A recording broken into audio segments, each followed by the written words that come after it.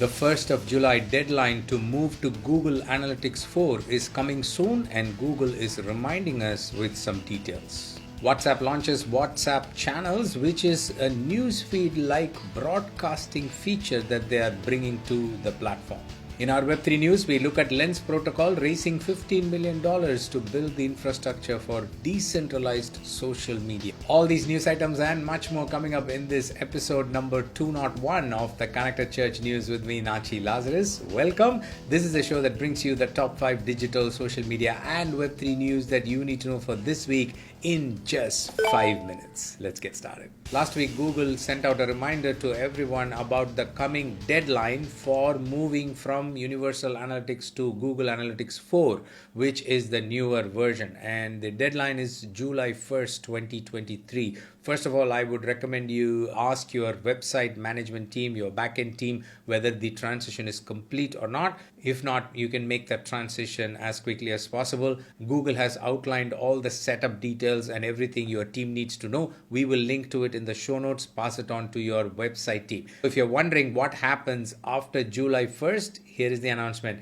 Starting 1st of July, you will still be able to access your standard Universal Analytics properties in your account, but only for historic reporting, which will be available only until July 1st, 2024. No future data will be available in reporting. Your audiences will no longer add users, and the products you've linked with Universal Analytics will stop receiving data. WhatsApp has been making multiple minor updates to the app in the last few months, but last week they made a significant feature launch, which is called WhatsApp Channels. They are bringing a newsfeed type of feature into WhatsApp. So basically, your audience can select you as an organization, nonprofit, church, or a ministry, along with other organizations that they like to follow. They can select all of them. They can even select individuals.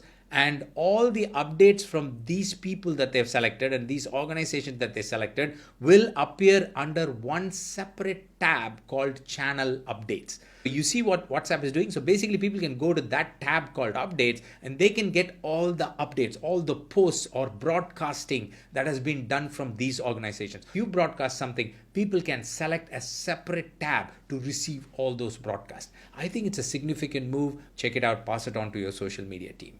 Apple disrupted the tech and the media world by announcing details of its mixed reality headset Vision Pro, which has very unique features and possibilities of the future. Of course, I think it's going to take time for this to be going into mass adoption, simply because the price is $3,499 and the battery life is just 2 hours. So we've got a long way to go to see this as a daily life product for people.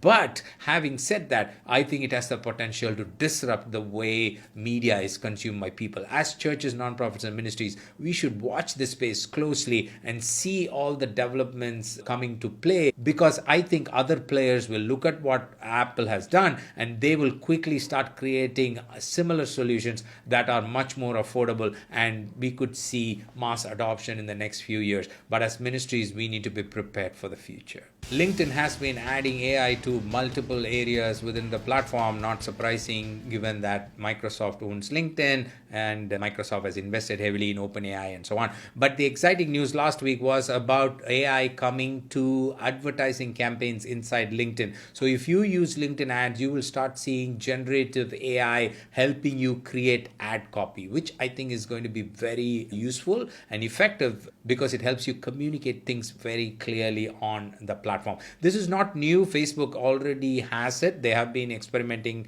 for the last few weeks, and now this is coming to LinkedIn. But the interesting thing is the announcement also says that they're working on additional languages. We are starting to test our new experience in English with a small group of customers in North America and plan to increase the functionality, languages, and availability in the coming months. In our Web3 news this week, we have news about Lens Protocol, which is a popular social media related protocol, raising $15 million to strengthen the infrastructure of decentralized social media. So basically, Web3 and social media are two good combinations, because Web3 related functionalities of decentralization, ownership, and so on gives social media a new dimension, a new dynamic that could be important for faith-based organizations like us. Whatever you upload on Facebook or YouTube or any other social media channel is not owned by you. you. The moment it gets uploaded in their platform, it becomes their property. But in Web3 space, it could be your property. You control it. In fact, with Lens Protocol, you can actually take all this information and move to different social networks. Tomorrow, if all your audience move to another platform,